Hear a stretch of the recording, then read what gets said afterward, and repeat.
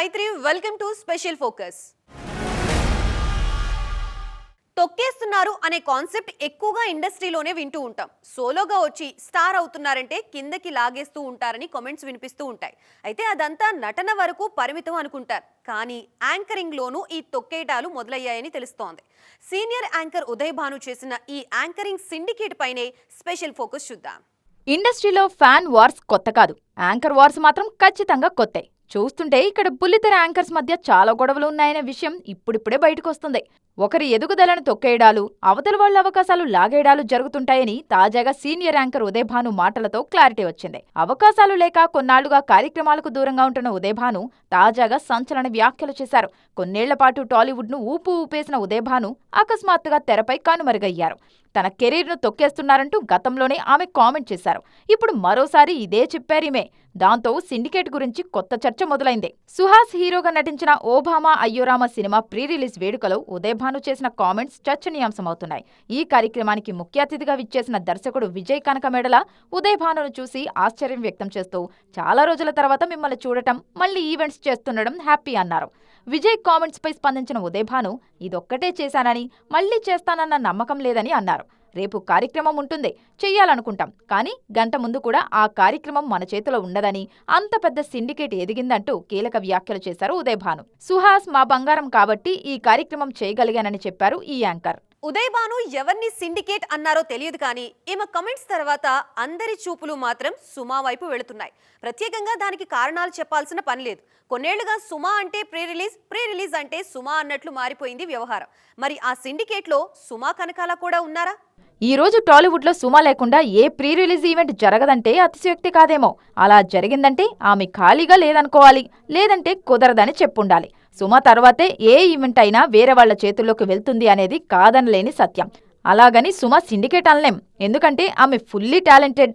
గత 10 ఏళ్లుగా ఎక్కువ సినిమా ఈవెంట్స్ చేసింది సుమానే. హీరోలు మాత్రమే కాదు, దర్శకులు, నిర్మాతలు కూడా సుమనే కావాలని కోరుకుంటున్నారు. దానికి కారణం ఆమె మాటల్లోని చాతుర్యం, సినిమాకు తగినట్లు ఆమె మారిపోయే విధానం, డిఫరెంట్ గెటప్స్, ప్రమోషన్, ఇలా అన్ని సింగిల్ హ్యాండ్తో బ్యాలెన్స్ చేస్తుంటారు. సుమా డేట్స్ దొరక్కపోతే ప్రీ రిలీజ్ ఈవెంట్స్ వాయిదాలు వేసుకున్న సందర్భాలు లేకపోలేదు. ఎన్ని ఈవెంట్స్ చేసినా కూడా చివరికి కనీసం ఒక్క ఇంటర్వ్యూ అయినా సుమతో చెయ్యకపోతే ఆ ప్రమోషన్ పూర్తి కాదు అని నమ్మే దర్శక, నిర్మాతలు, హీరోలు మన దగ్గరున్నారు. అదే సుమా కెరీర్కు శ్రీరామ రక్షలా మారిపోయింది. మిగిలిన అందరి యాంకర్స్ కంటే సుమా రెమ్యునరేషన్ భారీగానే ఉంటుంది. ఈమె ఒక్కో ఈవెంట్కు 3 నుంచి 5 లక్షల వరకు తీసుకుంటున్నారని తెలుస్తుంది.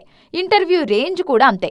ఓవైపు సినిమా ఈవెంట్స్ చేస్తూనే మరోవైపు టెలివిజన్పై కూడా సుమా తిరుగు లేకుండా సాగుతుంది. అక్కడ కూడా ఆమె దుమ్ము దులిపేస్తున్నారు. పెద్ద ఈవెంట్స్ ఏం తీసుకున్నా కూడా సుమా కనకాల కామన్. అలాగని ప్రతి ఈవెంట్ ఆమె చేస్తుంది అనుకోవడం పొరపాటే. హీరోల్లో స్టార్స్, మీడియం రేంజ్ ఉన్నట్లు యాంకర్లలో కూడా టైర్ 1, టైర్ 2 అంటూ ఉన్నారు. ఈ క్రమంలోనే చిన్న ఈవెంట్స్ చేయడానికి ఓ బంచ్ ఆఫ్ యాంకర్స్ బ్యాచ్ లో రెడీ అయిపోయారు. మరి వాళ్ళెవరో చూద్దామా? ప్రీ రిలీజ్ ఈవెంట్స్ అంటే సుమా కనకాల కనిపిస్తుంటారు. అదే చిన్న సినిమాల ట్రైలర్ లాంచ్, టీజర్ లాంచ్ వేడుకలైతే స్రవంతి చొక్కారపు ఎక్కువగా కనిపిస్తున్నారు. ఈ మధ్య ఏ సినిమా వేడుక చూసినా స్రవంతి దర్శనమిస్తున్నారు. దానికి కారణం ఈమె గ్లామర్ షో కూడా. చాలా అందంగా రెడీ అవ్వడమే కాదు, తన అందంతో ఆకట్టుకుంటున్నారు.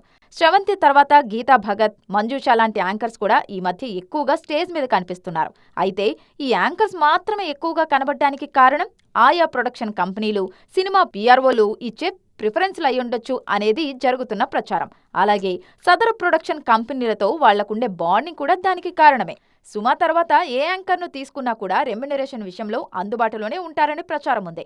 అఫ్కోర్స్ సుమా డిమాండ్ బట్టి ఎంతైనా ఇవ్వడానికి నిర్మాతలు కూడా సిద్ధమే. మరోవైపు టైర్ 2 యాంకర్స్ కూడా ఒక్కో ఈవెంట్కు 30,000 నుంచి 50,000 మధ్యలో తీసుకుంటున్నారు.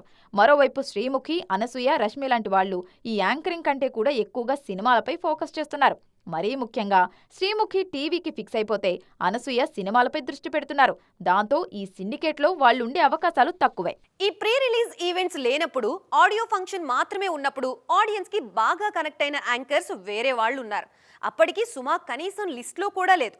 20 ఏళ్ల క్రితం ఉదయ్ భాను నెంబర్ 1, ఆమె తర్వాతే ఎవరైనా. 20 ఏళ్ల కింద ఉదయ్ భాను, ఝాన్సీ టాప్ యాంకర్స్. టీవీతో పాటు ప్రతి ప్రోగ్రాం వాళ్లే చేసేవాళ్లు. వాళ్ల తర్వాత శిల్పా చక్రవర్తి, అనితా చౌదరి లాంటి వాళ్లు కొన్నాళ్ల పాటు టీవీ ఇండస్ట్రీలో చక్రం తిప్పారు. ఒక్కసారి సుమ ఎంట్రీ తర్వాత వీళ్ళెవ్వరూ కనిపించలేదు. ఇక మేల్ యాంకర్స్లో ప్రదీప్, సుడిగాలి సుధీర్, రవి లాంటి వాళ్ళు సత్తా చూపిస్తున్నారు.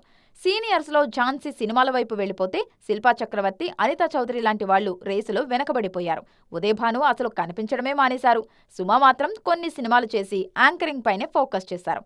ఇక్కడే యాంకరింగ్ కోటకు మహారాణిలా ఎదిగింది. ఇప్పుడు ఉదయభాను చేసిన సిండికేట్లో సుమ పేరే ప్రముఖంగా వినిపిస్తోంది.